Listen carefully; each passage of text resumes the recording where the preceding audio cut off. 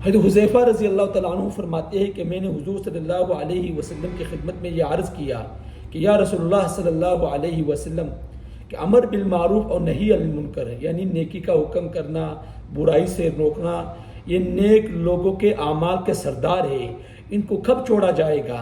तो आप सल्लल्लाहु अलैहि वसल्लम ने फरमाया, जब तुम में वो खराबियां पैदा हो जाएगी जो बनी इसराइल में पैदा हुई थी। तो मैंने पूछा या रसूलुल्लाह सल्लल्लाहु अलैहि वसल्लम कि बनी इसराइल में वो कौन सी खराबियां पैदा हो गई थी? तो आप सल्लल्लाहु अलैहि वसल्लम ने फरमाया, जब तुम्हारे नेक लोग दुनिया की वजह से फाजिर लोगों के सामने दीनी मामलात में नरमी बरतने लगे और दीनी इल्म बदतरीन लोगों के पास आ जाए और बादशाहत छोटों के हाथ लग जाए, फिर उस वक़्त तुम ज़बरदस्त फितनों में मुब्तला हो जाओगे।